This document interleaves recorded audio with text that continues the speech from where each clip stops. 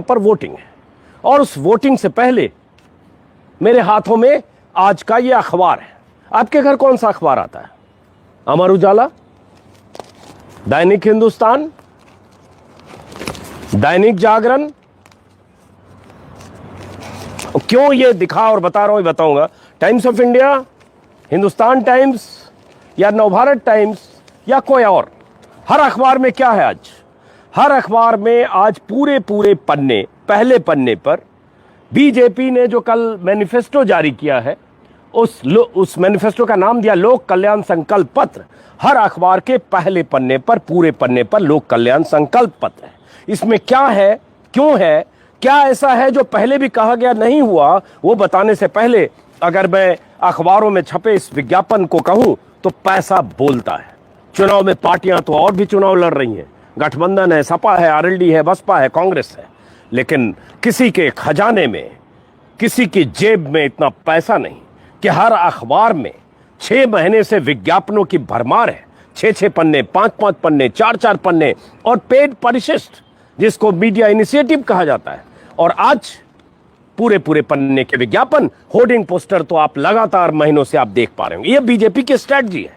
BJP की strategy इतना यही है कि प्रचार तंत्र के जरिए, विज्ञापनों के जरिए, अखबारों के जरिए इतनी बातें आपके जहन में पैबस्त कर दें कि आपको लगे कि बीजेपी से ज्यादा लोक कल्याणकारी कोई पार्टी नहीं। अब इस विज्ञापन में क्या है और क्या ऐसा है जो पहले भी बीजेपी कह चुकी है, वो बताने से पहले बताऊं पैसा क्यों बोलता है। मैंने कहा क्योंकि बीजेपी ही वो पार्टी है जिसे सबसे अधिक चंदा मिलता है। बीजेपी वो पार्टी है जिसे सबसे अधिक गोपनीय जो इलेक्टोरल बॉन्ड खरीद के पैसा मिलता है वो मिलता है। बीजेपी ही वो पार्टी है जो बीते 5 सालों में देश में बहुत समृद्ध पार्टी हुई है। बीजेपी ही वो पार्टी है जिसका चंदा 10 गुना बढ़ा है। चंदे की बात करके उसके बाद बताऊंगा इस विज्ञापन में क्या ऐसा है जिसे मैंने अंडरलाइन किया है और क्या ऐसा है जो प्रधानमंत्री मोदी ने 2017 के चुनाव के पहले बोला, प्रधानमंत्री मोदी ने 2016 में बोला, बीजेपी के नेताओं ने योगी समेत 2017 में बोला और वो नहीं हुआ 5 साल में। और आज सबसे बड़ा वादा फिर अखबार के पहले पन्ने पर क्या है, उससे पहले जरा आपको बताएं। एडीआर और बीजेपी ने जो अपना ऑडिट रिपोर्ट सौंपी थी उसके मुताबिक 2019-20 में इलेक्टोरल बॉन्ड के जरिए करीब 2,500 करोड़ बीजेपी को मिले, बीजेपी की आमदनी हुई, जबकि 2018-19 में सिर्फ 1450 करोड़ थे। यानी 2019-20 में 76% का इजाफा हुआ। एक बीबीसी की रिपोर्ट के हवाले से बता रहा हूं। एडीआर के मुताबिक 17-18 में और 19-20 में मान्यता प्राप्त दलों को इलेक्टोरल बॉन्ड के जरिए 6200 करोड़ मिले। सबसे ज्यादा 68% बीजेपी को मिले अकेले। बाकी जो दल पार्टियां हैं उनको उस 68% के बाद जो पाई बची 32%, उसमें बीजेपी को अकेले 4500 करोड़ मिले। और ये इलेक्टोरल बॉन्ड कॉर्पोरेट देता है, एसबीआई के बैंकों से बॉन्ड खरीदता है, नाम गोपनीय रखा जाता है। जिस पार्टी को, सत्ताधारी दल को कोई कॉर्पोरेट अगर ये कहना चाहता है, उपकृत करना चाहता है, तो वो पैसा देता है। इसके अलावा जो बाकी 20,000 से नीचे की रकम जिसका कोई हिसाब देना जरूरी नहीं है वो, और 20,000 से ऊपर की रकम जिसको आपको अकाउंटिंग करनी पड़ती है, इतना पैसा बीजेपी को मिला है। जिले में बीजेपी के दफ्तर खुले हैं बीते 5 सालों में। छोटे शहरों में मैंने 3 मंजिला 5 मंजिला दफ्तर देखा है जमीनें खरीद कर। तो समझ सकते हैं बीजेपी के मुकाबले किसी भी दल को चुनाव में लड़ना, उतरना और बीजेपी के प्रचार तंत्र का सामना करना कितना मुश्किल है, आज के अखबार से आपको पता चलेगा। चैनलों पर विज्ञापन आप लगातार देख रहे होंगे, हर यूट्यूब के प्लेटफॉर्म पर बीजेपी का विज्ञापन है। पैसा पूरी तरह से झोंका गया है ये बताने के लिए कि राम राज्य बीजेपी ही लेकर आ रही है, राम राज्य बीजेपी ही लेकर आ सकती है। और बीजेपी ने क्या क्या किया, अब आते हैं जिसका जिक्र कर रहा था। पहला पन्ना अमर उजाला का उठाते हैं और साथ में आपको ये बता दें कि वैसे कल जो वोटिंग है पश्चिमी यूपी की 58 सीटों पर, जिसमें 11 जिले हैं, और उन 58 सीटों पर अगर हम एक बार अगर जिलावार देखेंगे कहां कौन मजबूत है वो भी बताएंगे। लेकिन उससे पहले जरा विज्ञापन पर। ये पहला विज्ञापन क्या है, विज्ञापन का पहला हिस्सा क्या है, विज्ञापन मतलब मैनिफेस्टो। पहला हिस्सा क्या है, सभी किसानों के लिए सिंचाई के लिए बिजली मुफ्त। उसके बाद क्या है, गन्ना किसानों को, ये सब चुनाव के समय याद आ रहा है, किसान याद आ रहे हैं, गन्ना किसान याद आ रहे हैं, वही किसान जो दिल्ली की सीमाओं पर 12 महीने बैठे थे, मवाली, चीनी, पाकिस्तानी, देशद्रोही मुट्ठी भर, जिन्होंने झुकाया सरकार को, आज सरकार को किसान याद आ रहे हैं। गन्ना किसानों को 14 दिनों के भीतर भुगतान और देरी से भुगतान के लिए होने वाले भुगतान के लिए मिलों से ब्याज वसूल करके गन्ना किसानों को ब्याज समेत भुगतान की व्यवस्था।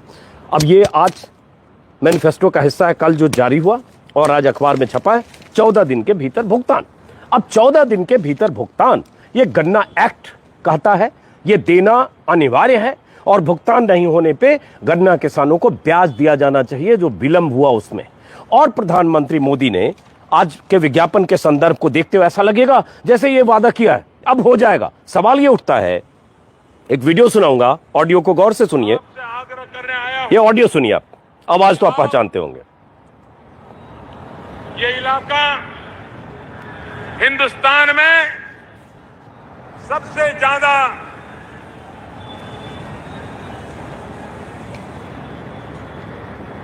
गन्ने की खेती करने वाला मेरा किसान,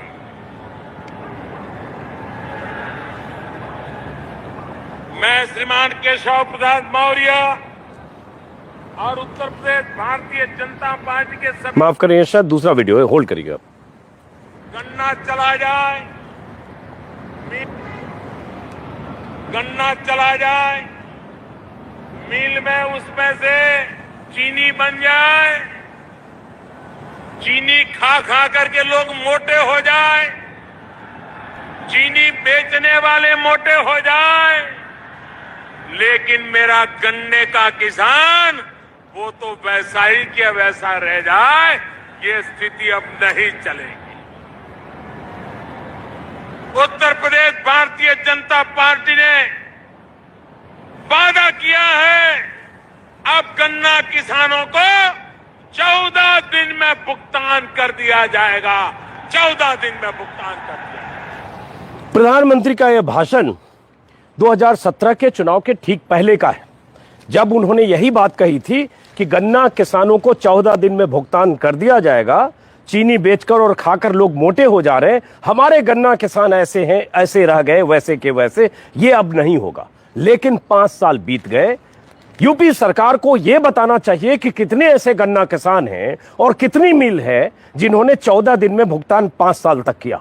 हजारों करोड़ का बकाया, अभी भी 5 दिन से कुछ मिलों का 7 दिन में भुगतान हुआ, क्योंकि एक माहौल बन गया, गन्ना किसानों की नाराजगी से यूपी सरकार पर दबाव बना। और पिछले साल जनवरी, फरवरी, मार्च का कुछ भुगतान अभी हुआ है, कुछ मिलों पर अभी भी बाकी है और 1 साल 1.5 साल तक विलंब हुआ। अब बात आती है, यूपी सरकार दावा करेगी कि करती है 1.5 लाख करोड़ भुगतान किया और हमने सबसे अधिक किया। मेरा सिर्फ इतना सवाल है, और जो बीजेपी समर्थक हैं ये देख के ये भी कहेंगे पहले की सरकारों में क्या हुआ, मायावती में क्या हुआ, अखिलेश में क्या हुआ। सवाल ये है, पहले की सरकारों ने जो किया उसकी सजा उन्हें मिली। आप ये कहकर आए थे कि 14 दिन में भुगतान करेंगे, नहीं तो सूद देंगे, ब्याज देंगे, और उसके बाद प्रधानमंत्री ने खुद कहा, और अगर नहीं हुआ 5 साल तक तो आप अपना हिसाब दीजिए। प्रधानमंत्री मोदी जी और योगी जी, आप अखिलेश और मायावती ने क्या किया क्या नहीं किया ये बताकर बच नहीं सकते। दूसरी बात, गन्ना किसानों को गन्ना की कीमतें 5वें साल में 25 रुपए बढ़ी, मतलब 5 रुपए सालाना, जो अखिलेश यादव के राज में इससे ज्यादा और मायावती के राज में सबसे अधिक कीमतें गन्ना की बढ़ी थी। मायावती के राज में 2007 से 2012। तो एक तो ये वादा जो 5 साल में नहीं किया, वही वादा फिर लेकर आए हैं। उम्मीद है कि अगर सरकार बनी, किसकी बनेगी 10 मार्च के बाद, देखना होगा कि इस वादे पर कौन पूरा उतरता है। यही बात अखिलेश यादव ने भी कहा है कि 15 दिन में हम भुगतान करेंगे, इन्होंने 14 दिन का। अब इसके बाद दूसरा इसमें क्या है वो बताने से पहले एक और बात, प्रधानमंत्री मोदी ने 2016 में सबसे बड़ा वादा क्या किया था, किसानों की आमदनी 2022 में दोगुनी होगी। 2022 का 1 महीना बीत गया, अब हम फरवरी में हैं, आज 9 तारीख है, मतलब आज तक में किसानों की आमदनी दोगुनी हो जानी चाहिए थी। नहीं कुछ तो 40% किसान, 50%, 60%, 25%, कुछ तो सैंपल होता कि देश में इतने किसानों की आमदनी प्रधानमंत्री ने जो कहा था उस ऐलान के मुताबिक दोगुनी हुई। मुझे ऐसा किसान नहीं मिलता है जिसकी आमदनी सरकार की नीतियों की वजह से दोगुनी हो गई। यह अलग बात है कि सरकार ने जो 5 साल पहले कहा, 6 साल हो गए बल्कि, उसके बाद से बीते 2 साल से कोई इस पर जोर नहीं है। और इस विज्ञापन में तो यह होना चाहिए कि हमने जो कहा वो कर दिखाया। पहले और अब का फर्क जो विज्ञापन में देते हैं, पहले और अब, वो फर्क इसमें आना चाहिए था कि 2016 में गन्ना किसानों की आमदनी जो थी 2022 में हमने कैसे दुगनी की। लेकिन इस पर कोई जिक्र नहीं, न इसमें बीजेपी के संकल्प पत्र में, न बीजेपी के किसी नेता के भाषण में, न किसी बयान में, न किसी रैली में, क्योंकि हुआ नहीं। तो एक बड़ा वादा, झूठा वादा, झुनझुना, लॉलीपॉप, जो भी कहे, एक वो। उसके बाद दूसरी बात इसमें क्या है, सरकार द्वारा न्यूनतम समर्थन मूल्य पर गेहूं और धान की खरीद को और मजबूत करेंगे। और मजबूत करेंगे, एक बात, न्यूनतम समर्थन मूल्य पर खरीदा जाएगा, ये किसान मांग कर रहे हैं। आंदोलन खत्म जब हुआ तब भी ये हुआ कि इसके लिए कमेटी बने और ये गारंटी हो एमएसपी पर खरीद की। सवाल ही नहीं है वो होने का। और ये झुनझुना फिर से। और यूपी ऐसा सूबा है 18 से 20% फसल न्यूनतम समर्थन मूल्य पर एमएसपी पर खरीदी जाती है, धान और गेहूं। कुछ में ज्यादा कम हो सकता है, लेकिन बाकी जो 1975 अगर कीमत है गेहूं की, तो किसान 1400-1500 औने पौने भाव में बेचता है। और ये सर्वविदित तथ्य और सत्य है, इसको कोई झुठला नहीं सकता। फिर ऐसी बात करने का मतलब क्या है। अब बात आती है रोजगार, एक बड़ा सवाल। इसमें फिर रोजगार का जिक्र है। रोजगार का जिक्र है कि कैसे आत्मनिर्भर युवा स्टार्टअप मिशन बनाकर 10 लाख रोजगार और स्वरोजगार के अवसर दिए जाएंगे। लेकिन उससे पहले क्या जिक्र है, हर परिवार में कम से कम एक रोजगार और स्वरोजगार का अवसर होगा।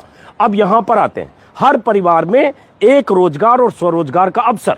मैंने कई बार बात की है, यूपी सरकार दावा करती है कि 5 लाख लोगों को सरकारी नौकरियां 5 साल में दी गई।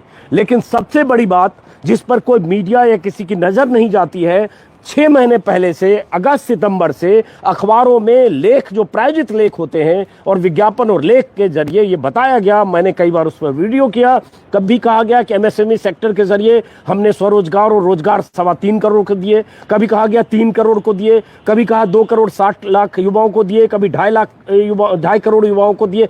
वो सारे आंकड़े कहां से आए और कहां गायब हो गए। अब आज दावा ये होना चाहिए ना कि हमने 3.25 करोड़ को रोजगार दिए, लेकिन वो आंकड़े बार बार बदलते रहे, क्योंकि उसकी कोई पुष्टि और तस्दीक नहीं हो सकती है कि 3.25 करोड़ को अगर आपने रोजगार दे दिए, 3 करोड़ को रोजगार दे दिए, ये सारे अखबारों में छपे हुए मेरे वीडियो में है, तो फिर तो यूपी में कोई बेरोजगार होना ही नहीं चाहिए था। हर घर में रोजगार होना चाहिए था, क्योंकि 24 करोड़ आबादी है और उसमें 3.25 करोड़ को दे दिया। अब दावा फिर कर रहे हैं कि हर परिवार में कम से कम एक रोजगार और स्वरोजगार का अवसर।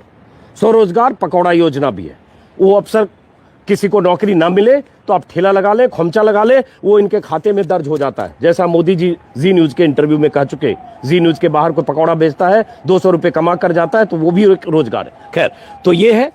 अब इसको गौर करिएगा कि रोजगार के दावे लेकर फिर बीजेपी आई है। उसके बाद इसी तरह के कुछ और दावे हैं जो बीजेपी यूपी को ग्लोबल टेक्सटाइल हब बनाकर 5 लाख के रोजगार के अवसर, मतलब हवाई बातें इतनी हैं, इतनी हवाई बातें हैं जिसका कोई क्रॉस एग्जामिन करे तो पता चले कि 5 साल में आपने क्या किया और अब आने वाले समय में आप क्या करने वाले हैं। लेकिन पैसा बोलता है, पैसा अगर है तो अखबार में ऐसे भरे हुए विज्ञापन है। सवाल ये उठता है कि जो वोटर कल वोट देने वाला है या 4 दिन बाद 14 फरवरी को वोट देने वाला है, क्या इन विज्ञापनों को देकर वोट देता है? मैं फिर कहूंगा इससे बहुत ज्यादा फर्क नहीं पड़ता है। कल समाजवादी पार्टी ने भी अपना मैनिफेस्टो जारी किया था, उसमें भी बहुत सारे हवाई वादे हैं। उन वादों को पूरा करना भी आसान नहीं है, कोई सरकार आएगी तो, लेकिन वो विपक्ष में है, 5 साल से विपक्ष में है, इसलिए मैं उनका जिक्र आज नहीं कर रहा हूं। मैं उनका कर रहा हूं जो 5 साल से सत्ता में है सूबे की, प्रदेश की, और 7.5 साल से सत्ता में है देश की, और जिन्होंने राम राज्य और अच्छे दिन के वादे किए थे, बड़े बड़े वादे जिनके किए, पहले उनका क्रॉस एग्जामिन होना चाहिए। अब रहा कल के चुनाव की बात। जो कल चुनाव होना है दोस्तों, वो यूपी के 11 जिलों में कल चुनाव है, और उसमें 11 जिले कई मायनों में बहुत अहम हैं, क्योंकि पश्चिम यूपी वो इलाका है। और पहले दौर की बात करें, बार बार हम लोग अपने वीडियो में बात कर चुके हैं कि 58 सीटों में से 53 बीजेपी को मिली थी। 58 में 53 स्ट्राइक रेट देखिए।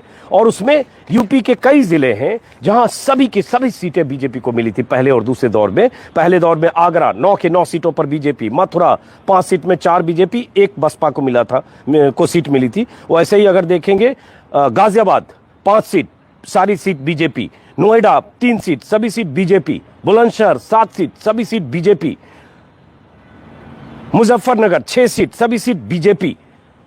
तो ये जो बीजेपी की आंधी चली थी, पहले दौर के चुनाव का जिक्र कर रहा हूं, उस आंधी को अखिलेश यादव और आरएलडी का गठबंधन कितना थामेगा, इससे बहुत कुछ तय होगा। और बाकी दूसरे दौर, पहले दौर में कई मंत्री, बीजेपी के 9 मंत्री हैं जिनका पहले दौर में वोटिंग होनी है। सुरेश राणा, कपिल देव अग्रवाल, दिनेश खटीक, अतुल गर्ग, अनिल शर्मा, श्रीकांत शर्मा जो मथुरा से हैं, लक्ष्मी नारायण चौधरी, ये सारे लोग इस बार चुनाव मैदान में हैं, पहले दौर का जहां चुनाव हो रहा है। लेकिन जो बार बार एक आकलन और कैलकुलेशन होता है कि दलित का रुख कितना गठबंधन और बीजेपी की तरफ होता है, क्योंकि बहुत ऐसी सीटें हैं जहां दलितों की आबादी 50,000 से लेकर 1 लाख तक है, और जाट और मुस्लिम, इस पर भी बहुत बार विश्लेषण किया जा चुका है कि यूपी में, पश्चिमी यूपी में जाटों की आबादी लगभग 17% है।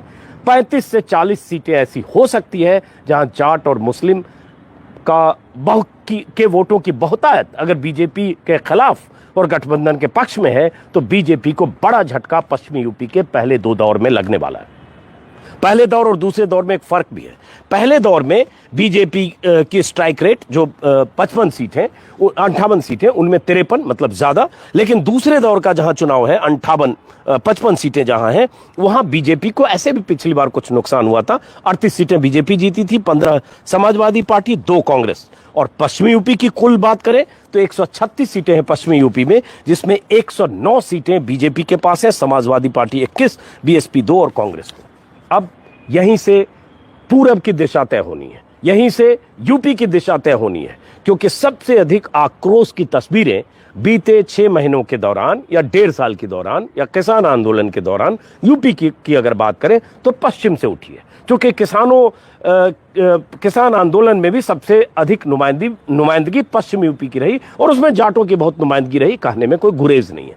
तो यहां से जो तय होना है वही फिर पूरब में कितना जाता है वो देखना पड़ेगा, क्योंकि यहां बीजेपी बहुत बड़ी गेनर रही। अब जो बार बार मैं अपने वीडियो में मैं जिक्र करता हूं, जातिगत आधार पर समझने की कोशिश करते हुए, गैर ओबीसी जातियां, गैर जाटो एससी, उसमें कितना टूटन है, उसमें कुछ टूटन है, लेकिन कितना टूटन है कि बीजेपी इस 53 सीट से 25 पे जाती है, 28 पे जाती है, 30 पे जाती है, 32 पे जाती है, या 15-10 पे जाती है, ये मुझे लगता है अभी समझने और नतीजों के इंतजार करने का वक्त है। लेकिन मुझे लगता है बीजेपी को पहले दोनों दौर में पश्चिम में बहुत बड़ा नुकसान होने वाला है। जिलावार बात करेंगे तो मुजफ्फरनगर, जहां चूंकि मुजफ्फरनगर में 7 के 7 माफ करें सभी सीटें, 6 की 6 सीटें बीजेपी की थी। मुजफ्फरनगर में समाजवादी पार्टी गठबंधन की बढ़त है, बीजेपी के लिए 1-2 सीट जीत पाना भी बहुत मुश्किल है। वैसे ही शामली, वैसे ही मेरठ भी बीजेपी पिछली बार सिर्फ 1 सीट हारी थी, वहां भी बीजेपी को बहुत मुश्किल है, क्योंकि थोड़ा जाट, थोड़ा दलित, थोड़ा मुस्लिम, वो फैक्टर सपा के गठबंधन के पक्ष में है।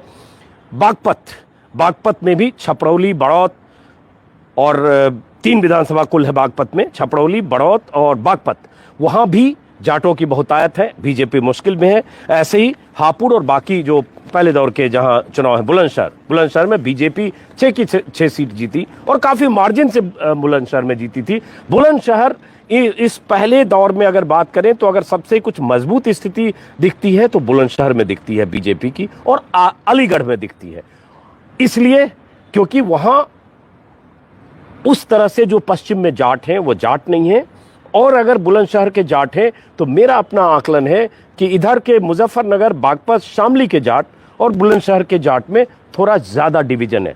इधर ज्यादा आरएलडी बीजेपी गठबंधन के पक्ष में है, और बुलंदशहर की तरफ जाटों में मैंने थोड़ा डिवीजन देखा है।